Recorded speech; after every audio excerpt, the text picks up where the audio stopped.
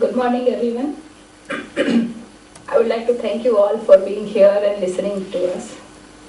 It boosts up my ego because we spend a lot of time in preparing this one talk and there is no one in the hall.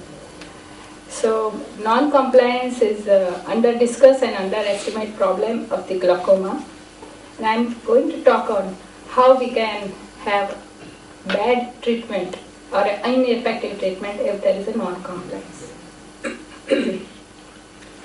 The definition of compliance means extent to which patient's behavior coincides with the clinical prescription. In a simpler word, I can put up this as a putting eye drops every day at a right time that is suggested by the physician with right amount and with the correct technique. And patient should come back to you for the regular follow-ups. Adherence is a new terminology. It is almost same as compliance, but here the patient's responsibility is also been considered. Now, partial adherence means when patient is occasionally missing the dose or using it as an extra dose or using this medication erratically. And ultimately, these patients fails to achieve the intended or a full effect of the treatment.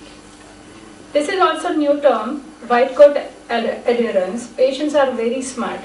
So when they want to come for the follow-up, 5 days before and 5 days after the office visit, they are very regular or punctual in their treatment, and the rest of the time they are non-compliant. Now, why it is so important to discuss this issue for the glaucoma? We know it is a chronic disease like diabetic and hypertension. Patient has to use this treatment lifetime, and most importantly, it is asymptomatic, and lifetime follow-ups are required. And patient is unable to see what is the benefit of the treatment. They have to use several medication, change in the medication, and cost is also a very important factor. And this also affects the quality of life of the patient. Normally, 6 dosing patterns are seen. It is rare to have a perfect adherence. Nearly many patients, they are taking all the doses, but sometimes there is a irregularity. The third pattern is missing an occasional dose, or some patients they take drug holidays for 2 or 3 times in a year, or some takes drug holiday at least monthly. For 3-4 days they will not use the medication. Or many of them are so smart, they don't use medication. When they come for the follow-up, they would like to know what is happening if they are not using the medication. There are 3 studies I have quoted here, and it has been seen that in the Western world where free drugs are given, there are also 10% of the glaucoma population is blind because of the non-compliance.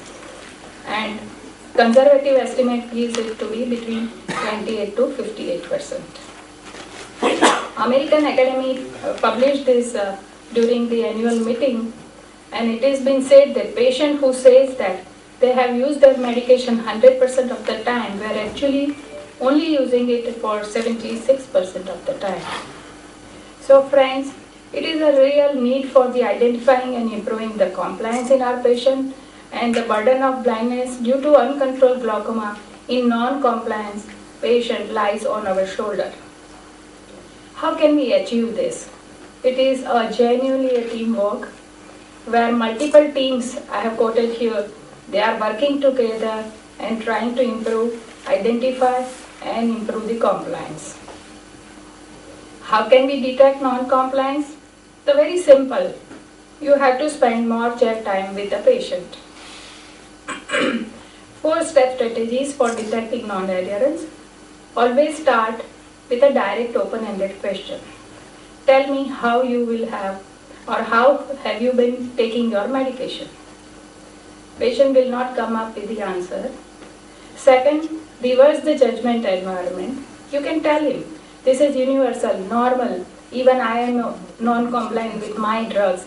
And then he becomes more and more confident and enlist the patient's active participation and give him or make correct information as important as creating a good impression by explaining how the self-reported adherence information will be used. And then directly ask how many times he has missed the medication. How can we improve the compliance? The only answer is counseling, counseling, and counseling. As I said, spare more chat time with the patient. In my hospital, we have a counselor. There are non-medical or paramedical staffs. They spend a lot of time with the patients and their relatives. They always explain about the disease as well as the chronicity and most importantly, irreversible nature of the glaucoma. It requires lifetime follow-up, and most importantly, patient should be disciplined about the treatment and investigation. With each follow-up visit, patient is again reinforced by not only by the treating doctor but by these counselors about all this again. Now, visible gain. Patient should be encouraged for showing a good compliance. How can we make patients more compliant? As I said, make patient a partner in decision making. When you decide what you want to start the treatment, discuss the treatment option with the patient, and then only they will feel responsible for doing this. Now, reinforcement can be done by following methods. First, you should have an effective doctor and patient communication. Try to make yourself more friendly and easily approachable to the patient. Make patient and their family member, if possible, if they are coming with him, an active participant. The prescription given by us should be friendly prescription. Most importantly, it should be affordable. Looking at the economical status, you can decide which medicine patient should be given. Now, this social status, on a lighter side, I would say, I am having both type of practice. I am seeing a lot of politicians and the big saints and their Shishyas, they want to have the Swamiji to have a more expensive, the best out of all medication. So that also has to be kept in mind.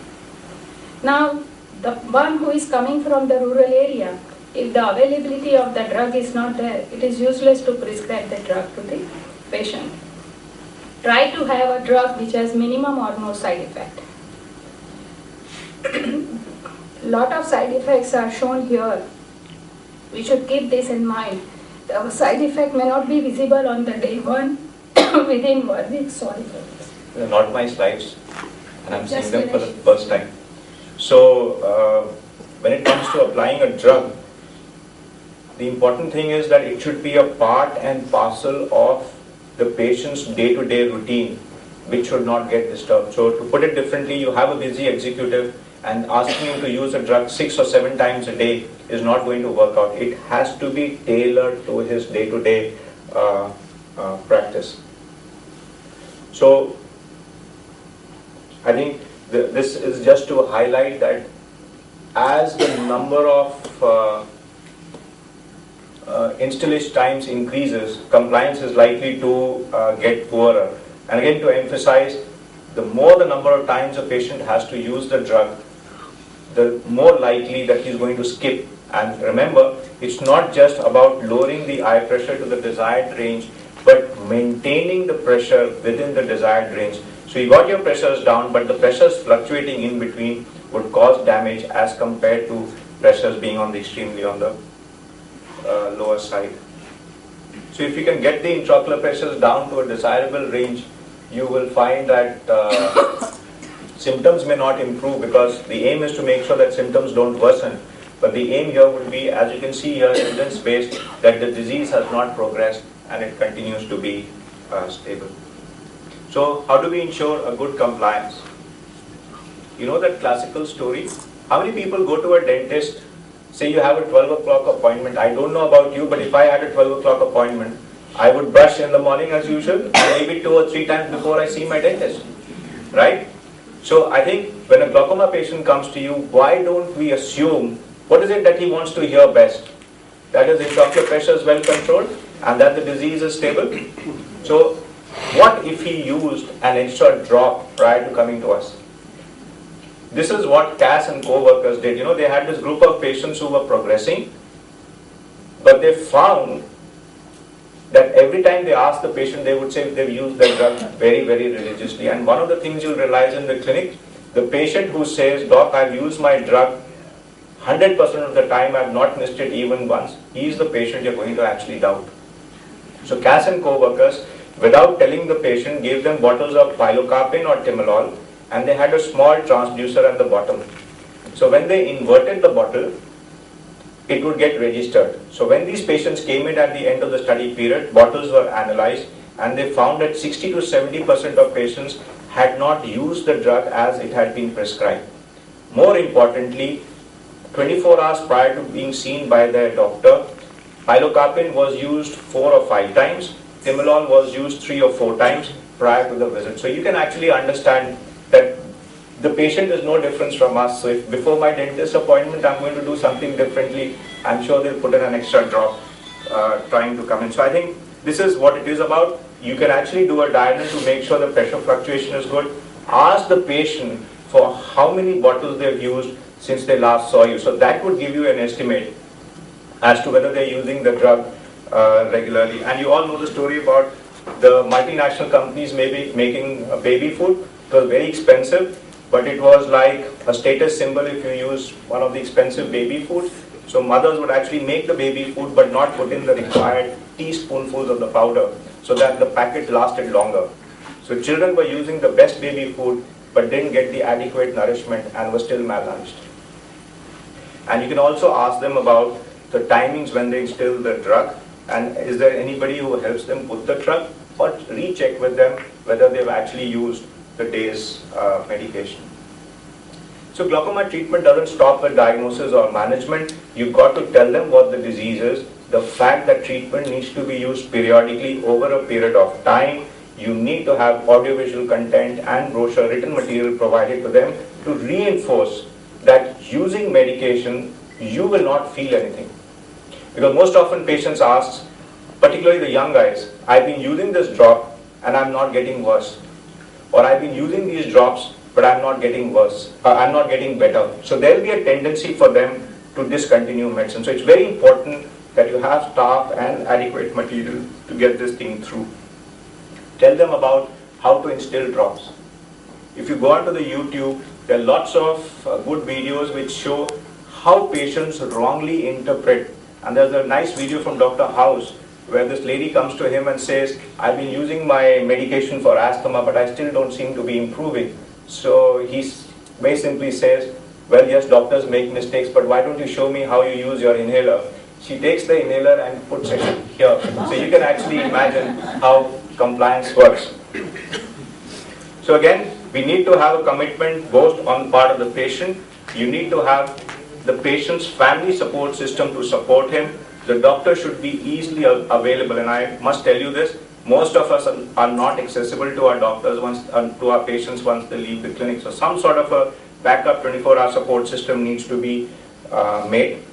So this is again to emphasize, it's not just the patient, but we all need to work together as a group. The patient, his family support system, the clinic, the doctor, they all work together as a complete support system. Thank you very much.